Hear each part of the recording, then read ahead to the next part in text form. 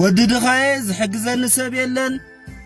ኣብ ጎነይ ዝኾነ ይኹን ኣጆኻ ዝብለኒ ኣካል የለን ካብ ድኻ ስድራ የተፈጢረ ወድድኻታት ስድራ ኮይንካ ኸኣ ከመይ ጌርካ ይቁም ነገር ዝግበር ከመይ ጌርካ ይዝህፍተም ከመይ ጌርካ ኸኣ ቁጠባዊ ዓወት ትዕወት ኢልካ ትጭነቕ ትኸውን ብርግጽ ሓቅኻ ኣለኻ ወድድኻ ሃፍታም ናይ ምዃን ዕድሉ 5% እዩ ብጣዕሚ ጸቢብ እዩ ወድድኻ እቲ ዝበዝሕ ዕድሉ ድኻ ኮይንካ ናይ ምንባር እዩ ብመጽናዕቲ ዝተረጋገጸ እዩ ወዲ ሃፍታም ኮይንካ ናይ ምንባር 95% ዕድል ክህልዎ ከሎ ወዲ ድኻ ኸኣ ድኻ ኮይንካ ናይ ምንባር 95% ዕድል ኣለዎ ምኽንያቱ ስድራኻ ሃፍቲ ኸውርስኻ ከሎ ምስቲ ሃፍቲ ሃፍታም ዝኾነ ተሓሳስባኻ የውርስኻ እዩ ስድራኻ ድኽነት ከውርስኻ ከሎ ምስቲ ድኽነት ድኻ ዝኾነ ተሓሳስባውን የውርስኻ እዩ ብዛዕባ ድኻ ዝኾነ ተሓሳስባ ኣብ ካልእ ኣርእስቲ ኣብ ካልእ እዋን ክንሪኦ ኢና ግና ንስኻ ካብቶም ሃፍታማት 5% ካብኣቶም ሓደ ክኸውን እንተደኣ ኢልካ ክትከውን ተኽእሎታት ኣሎ ዓለም ማንዋል የብላን ከመረኣያ ኸ ከምቲ ትማሊ ዝበልናዮ ማለት እዩ ዓለም ብዛዕባ እዚኣ ብዛዕባ ፐርሴፕሽን ብዛዕባ ኣቲቲዩድ ዓለም ከመይ ትሪኣ ነዛ ዓለም እያ ስለዚ ዕድላት ኣለካ ማለት እዩ እቲ ዕድላትካ ክትጥቀመሉ እንተደኣ ደሊኻ ነዘን 5 ነጥብታት ሕዘን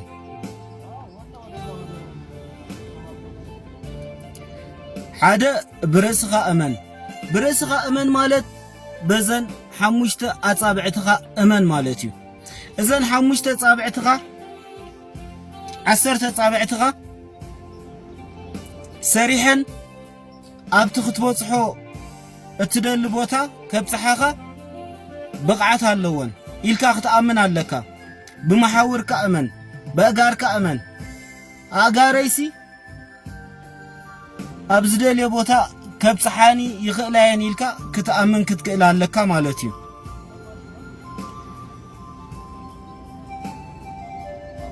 ከምቲ ንነፍስኻ ሽም ትህባ ከምያ ዓለም ትርኢካ ንኣብነት ሓደ ሰብ መጺኡ ኣነ ዶክተር እንተዳ ኢልኒ ኪድ ወረቐት ኣምጸልያ ይብሎኒ ዶክተር ሙኻንካ ዘረጋግጽ ኪድ ወረቐት ኣምጸልያ ይብሎኒ በታ ዝበለኒ ዶክተር ኢልየ ክጽውዖ ፕሮፌሰር የተይልንውን ፕሮፌሰር ኩብለ ኢንጂነር ተይልንውን ኢንጂነር ኩብለ በቲ ንስኻ ትህባ ሽምያ ዓለም ትጽውዐካ ስለዚ ንስኻ ከም ዓብ ሰብ ክትከውን ኣለካ ኣነ ዓብ ሰብ ኢልካ ክትእምን ኣለካ ንነፍስኻ ምስ ሰባት ክትቀርብ ከለኻ ዲኻ ዝኾነ ነገር ኣብ ትገብረሉ ነገራት ንነፍስኻ ከም ንእሽተይ ከም ድኻ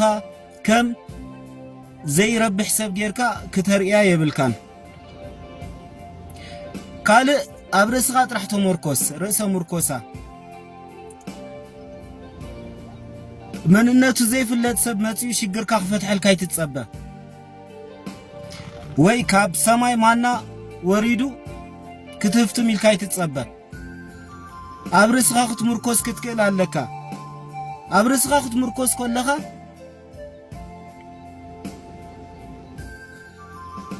ሰልፍ ሰፊሸንሲ ንዕንቅፋታት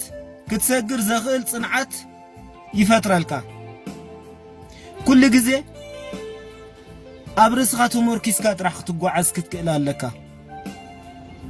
ሳልሳይ ራእይ ሃለኻ ኣብኡ ድማ ተኩር ራእይ ማለት ሓደ ክትበጽሖ ኣብቲ መወዳእታ ክትበጽሖ ዘለካ ነገር ብውሽጥኻ ትጥምቶ ነገር እዩ ስለዚ እቲ ብውሽጥኻ ትጥምቶ ነገር ንጹር ክኸውን ኣለዎ ኣብ ንጹርነት እመን ንኣብነት ንጹርነት ተዘይብሉ እቲ ራእይኻ ምስኡ ዘተኣሳስር ህይወቱን ከይህልወካ ኽእል እዩ رأيك نتصور تخينو مسو زت أساسر يوتي زهلوكا معلتاو تقبرم نجارات كل نتفتاتك مستي رأيك زت أساسر يمالتي انت دا رأيك كابزيا بإجري نسمرا خيدي تيلكان عبنتي زي مجد مويالي حسكات خيد تلخا مسترأيك متأسسار زلو وقعزو يكون كان تقعز زلخا مسرأيخا زلو متأسسار أقداسنت سلزلو رأيخا نتصور كخونا له الرابعي نتصور معالتاوي لمدي يهالخا إذا مالت كله تتقبر نجارات قصالنت كله والله قصالنت زي بلو نجار صبغ يكونن حستن كيف ندابلكا زخونه نجار كتدمع يتخلنيخا ناينا اشتو نجارات دمريوم افت زعابي نجار زبصحوخا اقوراي زبحال نجار يلا حمشاي نእምነትካ ተጠቀመሉ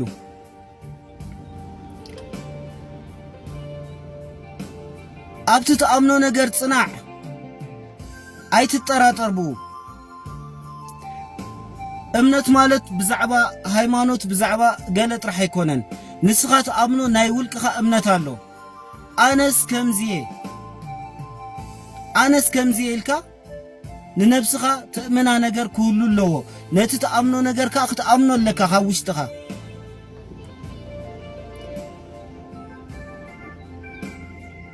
በብዘጋጠመካ ጸገማት ዕድለይ ቁርሱስ ይትበል